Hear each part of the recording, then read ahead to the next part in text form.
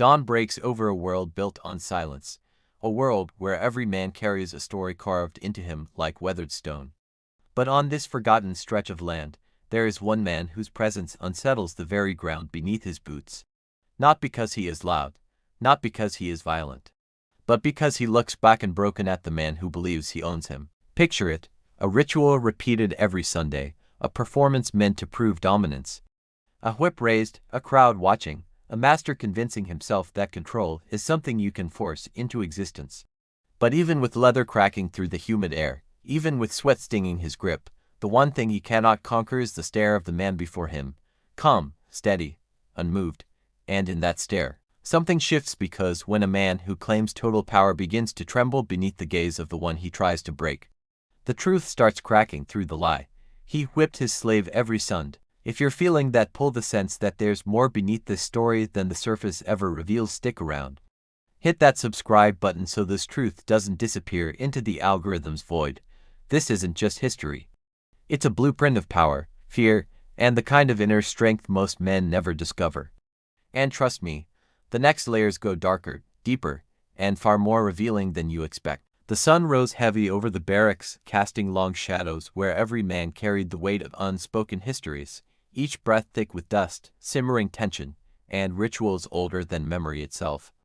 A lone man walked the packed dirt path, his boots echoing through the quiet yard where rows of laboring men paused, sensing the shift in the air before the ritual even began.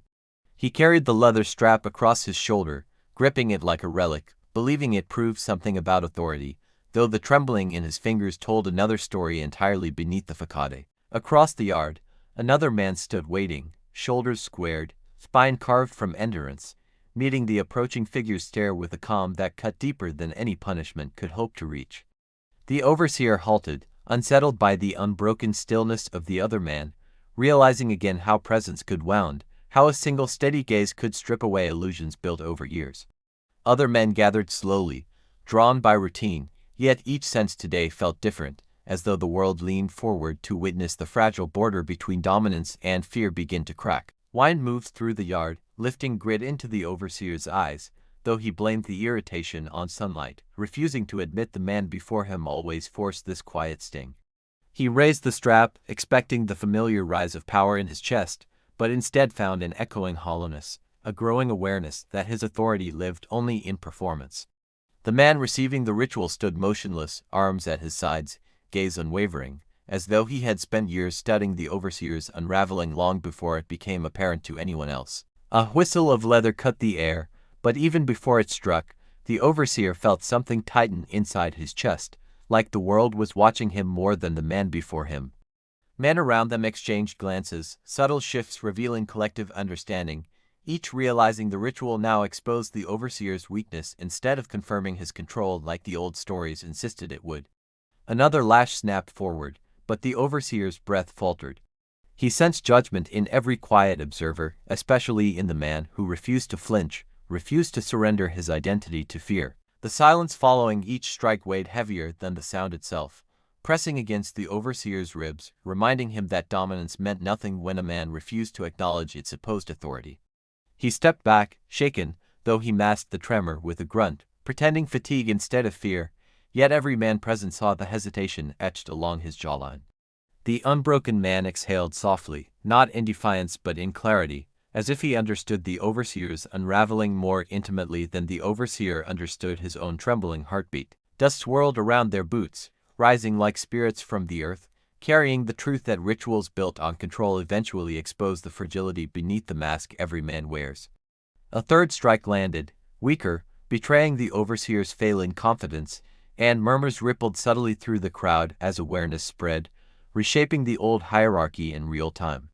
The onlookers felt a shift, an invisible current passing between them, announced not by rebellion but by recognition, each man seeing the overseer's power dim before their eyes. Breath heavy, the overseer lowered the strap for a moment, though he pretended to adjust his stance, knowing every man saw the truth fear had taken his steadier hand.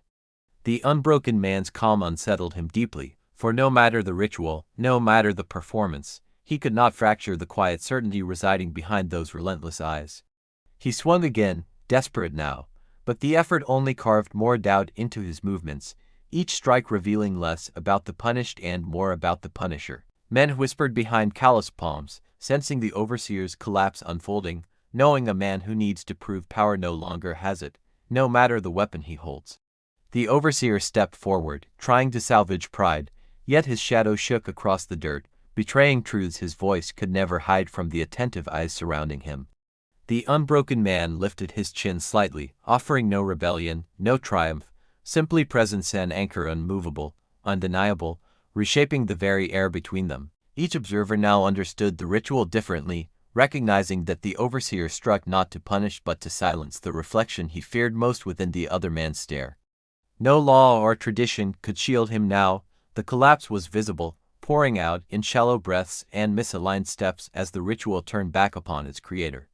The overseer lifted the strap again, though his arm hesitated midair, revealing a fracture of doubt that split wider with every passing heartbeat beneath the glaring sun. Someone in the crowd inhaled sharply as the overseer's grip loosened, the strap nearly slipping from his fingers, confirming aloud the weakness they had long suspected. The unbroken man remained still, yet his stillness felt like a declaration, a quiet truth proclaiming that real power belonged always to the mind refusing to bow. The overseer staggered slightly, overwhelmed by a realization he couldn't voice, that he was performing a role long hollow, a role his audience no longer believed in. He attempted one final strike, but it lacked force, landing with a thud that carried shame instead of authority, echoing through the yard like a confession. In that moment, every man present knew the ritual was over, not because the overseer chose to end it, but because the illusion behind it had finally collapsed. The unbroken man inhaled once more, meeting the overseer's gaze with quiet finality, sealing a truth no strap could erase. The master had been conquered long before the strike. The barracks woke before dawn, every man rising to the rhythm of boots scraping against wood, each aware that unseen engines of control churned beneath their daily routines like a silent, grinding machine. Men filed into the yard, shoulders tense, sensing the invisible chains shaped not of metal but expectation, each recognizing how fear hid inside gestures, commands, and traditions passed from one overseer to the next. A veteran worker named Harlan stood near the water pump, wiping sweat from his brow, remembering years of rituals designed to keep men in line, rituals that lived longer than the men performing them.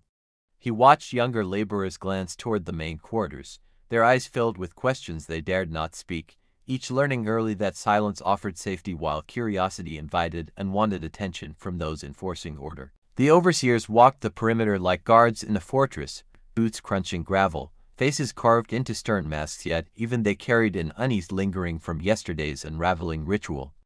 Harlan noticed the shift immediately. Overseers avoided one another's eyes, each pretending stability, though the cracks showed plainly to any man who had survived enough seasons.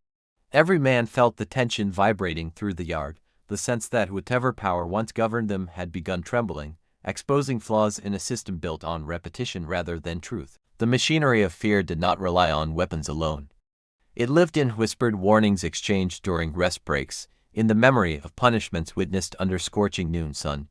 Yet with one overseer's authority faltering, the entire structure felt suddenly unstable, as though fear itself were a scaffold missing its bolts, threatening collapse under its own weight. Harlan leaned against the pump, recalling how discipline once arrived like thunder, loud, predictable, crushing, yet now drifted like smoke, uncertain, without the sharp edges men had learned to expect. The unbroken man from yesterday walked into view, calm as ever, his presence sending ripples of recognition through the yard, each man silently acknowledging the shift he represented.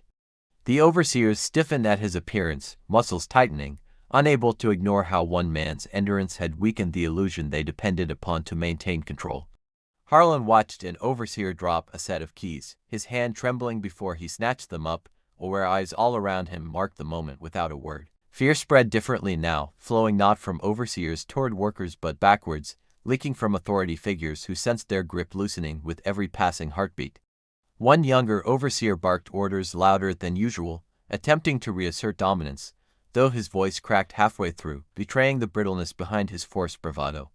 Men exchanged subtle glances, quiet acknowledgments of change, each recognizing that power built on fear was beginning to rot when confronted by calm resilience. Harlan moved toward the fields, remembering stories from older men who claimed control never lasted once the overseers began fearing the ones they were meant to command. The unbroken man stopped at the edge of the yard, his steady gaze sweeping across the scene, illuminating the truth no overseer dared to acknowledge openly. Every man felt the shift, an unspoken understanding taking root that authority now depended not on force but on perception, a perception crumbling faster each day. Work proceeded under a heavy sky, yet every swing of the hoe, every lift of the shovel carried new weight, shaped by the silent knowledge spreading among the men. The overseers patrolled unevenly, occasionally glancing toward the unbroken man as though expecting him to rise up, though rising was unnecessary when presence alone undermined their rule. Harlan paused by a row of crops, studying the men around him, noting subtle changes in posture and breath that revealed growing confidence born from yesterday's collapse. Fear still lingered in the air, but it no longer flowed in a single direction. It pulled uncertainly between overseers and workers, unsure where to settle next. One overseer attempted another show of strength, shouting across the field, yet his words rang hollow, lacking the force they once carried, dissolving into open air. Men continued working, but the silence felt different charged, alive, each movement echoing the quiet truth that the machinery of fear needed belief to function. With belief fading, gears ground against each other, rust forming where obedience used to hold everything together, creating gaps overseers could not easily repair. Harlan sensed the overseer's desperation, the frantic attempts to maintain old patterns, though every effort only highlighted how fragile those patterns had become. The unbroken man lifted a crate effortlessly, his simple movement radiating strength without aggression, a demonstration of power untouched by fear or the need to dominate. Overseers watched him with guarded eyes, each realizing control required more than ritualized punishment. It demanded respect, something fear alone could never secure. As the sun climbed higher, men continued their labor, yet beneath the surface a new structure formed, one built not from defiance but from awareness spreading quietly among them. Night settled over the quarters like a heavy cloak, and every man felt its weight, sensing that the overseers unraveling from the previous days had carved a crack through the entire structure of authority. Inside the dim barracks, men lay on their narrow bunks, the timber walls groaning with age, each man silently replaying the moment the overseer hesitated, recognizing the rare sight of a master losing faith. One man named Roan sat upright, elbows resting on his knees, recalling the trembling in the overseer's grip, understanding that once fear entered a powerful man's bones, it never fully left. Roan remembered elders saying a trembling hand foretold collapse, that when authority fears the gaze of the ones it controls, the entire hierarchy begins rotting from its highest rung downward. Across the room, lantern light flickered against rough-hewn faces, each man carrying a mix of exhaustion and curiosity as they contemplated what awaited them when dawn returned. The unbroken man lay quietly on his bunk, eyes open, listening to distant footsteps of overseers pacing nervously outside, their restlessness betraying the vulnerability they tried hard to conceal. Roan watched shadows shift along the ceiling, hearing muffled arguments among overseers, their voices strained, revealing fear far stronger than anything the men inside the barracks felt. A sudden thud echoed from outside, likely a dropped tool or stumbling boot, but it sent a ripple of caution through the yard as overseers tried to mask their fraying composure. The machinery of fear, once so precise, now sputtered unpredictably, every creak and misstep revealing more about its weakness than its power, exposing a truth overseers struggled to contain.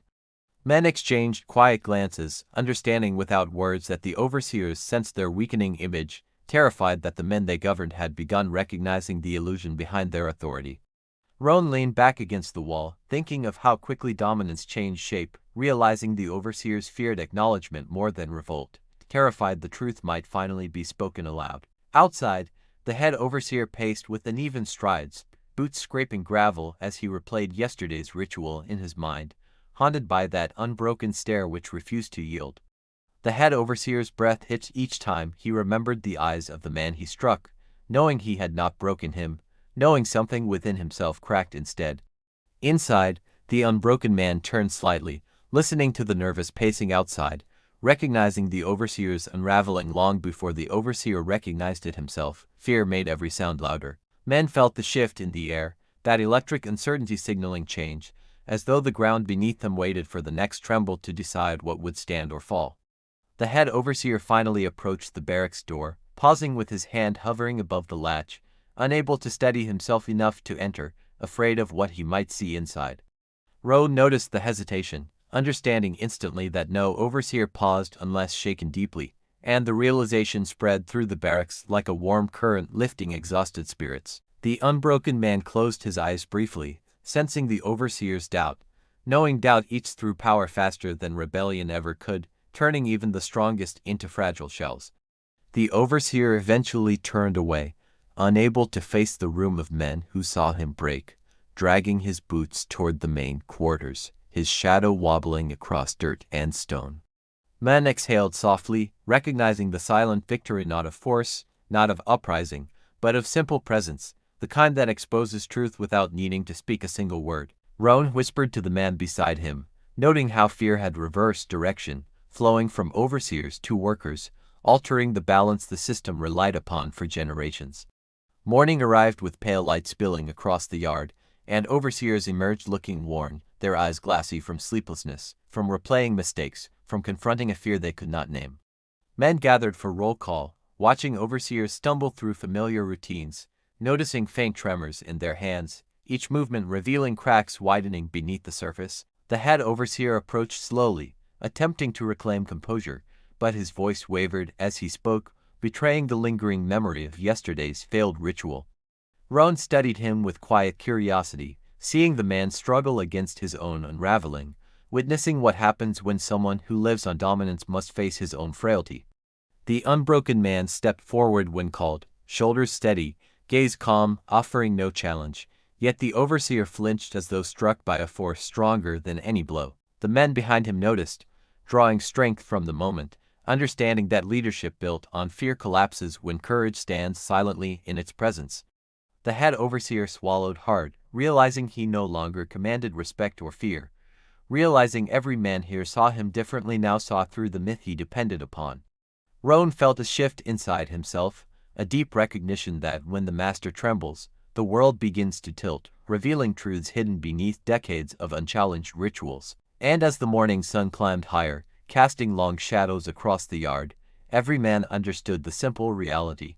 Once a master fears the ones he governs, the fall has already begun.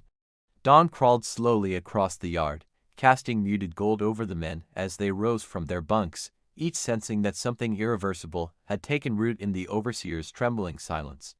The unbroken man stepped into the early light, shoulders squared, breath steady, moving with a purpose that resonated through the yard like a quiet bell announcing a change no one could deny.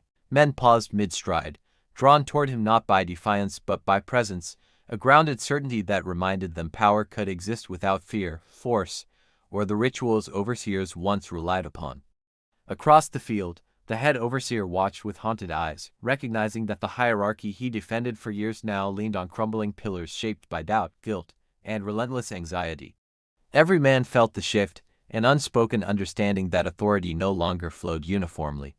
Instead it flickered and bent around the unbroken man like wind circling a mountain. Work began in the fields, but whispers moved faster than tools, carrying stories of the overseer's hesitation, spreading confidence among men who had lived too long under rigid doctrine.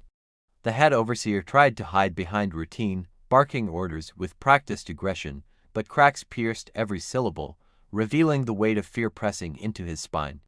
The unbroken man lifted a freight crate with quiet ease, his calm strength drawing glances from men who recognized leadership not from title, but from steadiness under pressure. The overseer flinched at the sight, haunted by the memory of those unwavering eyes, understanding now that domination could never break a mind that refused to surrender itself.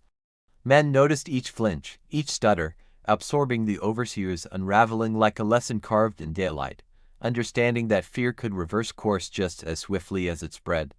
Roan worked nearby, sensing the invisible boundary forming around the unbroken man, a region where overseers avoided stepping, as though proximity intensified their own trembling. The machinery of fear had stalled, gears that once churned smoothly now ground painfully, unable to function under the weight of exposed weakness within the overseer's demeanor.